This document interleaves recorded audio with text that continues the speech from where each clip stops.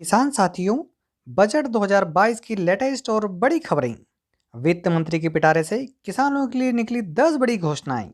इस प्रकार की लेटेस्ट और पूरी खबर के लिए इस वीडियो में आप अंत तक बने रहें।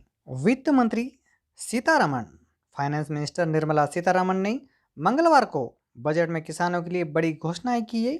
कृषि में नवीनतम तकनीकों को बढ़ावा देने के लिए योजना बनाने से लेकर प्राकृतिक और जीरो बजट खेती को प्रोत्साहित करने की बात कही गई है।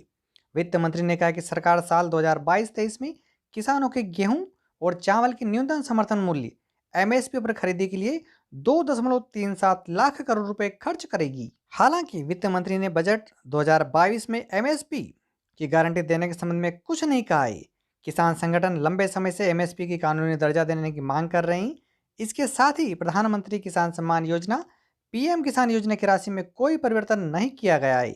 आइए जानते हैं कि बजट में कृषि क्षेत्र के लिए कौन सी प्रमुख घोषणाएं की गई है। पहली बड़ी घोषणा, भारतीय रेलवे छोटे किसानों और मीडियम एंटरप्राइजेस को माल ढुलाई की सेवा देने के लिए नए प्रोडक्ट और ढुलाई सर्विस का विकास करेगा। नंबर 2, न्यूनतम समर्थन मूल्य पर 163 लाख किसानों का गेहूं और चावल खरीदने के लिए सरकार 2.37 लाख करोड़ रुपए खर्च करेगी। किसानों को उनकी उपज के दाम सीधे उनके खाते में ट्रांसफर एमएसपी डायरेक्ट पेमेंट्स किए जाएंगी। फसलों के मूल्यांकन, भूमि रिकॉर्ड के डिजिटलाइजेशन, खेतों की कीटनाशकों और पोषक तत्वों के छिड़काव के लिए सरकार किसान ड्रोन को प्रमोट करेगी। इससे खेती में ड्रोन के प्रयोग को बढ़ावा मिलेगा। 4, रसायन मुक्त खेती को केंद्र सरकार बढ़ावा देगी।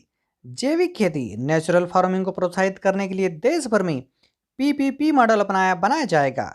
इसके माध्यम से किसानों को हाईटेक सर्विस मुहैया कराई जाएगी। केंद्र सरकार उपयुक्त उत्पादन और कटाई तकनीकों और फल और सब्जियों की उन्नत किस्मों को किसानों तक पहुंचाने के लिए पैकेज उपलब्ध कराएगी। अगला बिंदु नंबर 5, सह निवेश मॉडल के तहत नाबार्ड के माध्यम से फंड बढ़ाया जाएगा। इसका प्रयोग उन स्टार्टअप को वित्तीय सहायता उपलब्ध कराने में किया जाएगा जो खेती और ग्रामीण विकास के लिए काम करेंगी। इन स्टार्टअप के क्रियाकलापों में एफपीओ की सहायता करना, छोटे किसानों को कृषि उपकरण उपलब्ध कराना और कृषकों को आईटी आधारित सेवाएं उपलब्ध कराना शामिल होगा। नंबर 6, देश में खाद्य तेलों का उत्पादन बढ़ाने और आयात निर्भरता कम करने के लिए कदम उठाए जाएंगे। नंबर 7, थर्मल पावर प्लांट में कृषि अवशेषों का उपयोग किया जाएगा। कुल प्रयोग होने वाले ईंधन में से 5 से 7% फसल अवशेषों का होगा। वित्त मंत्री ने कहा कि इससे फसल अवशेष जलाने की घटनाओं में कमी आएगी और रोजगार पैदा होंगे। नंबर 8, 2023 को पोषक अनाज वर्ष घोषित किया गया है। देश में मोटे अनाज की पैदावार को बढ़ावा देने के लिए केंद्र सरकार कटाई उपरांत वैल्यू एडिशन और देश में इसकी खपत को बढ़ाने के लिए सहायता करेगा।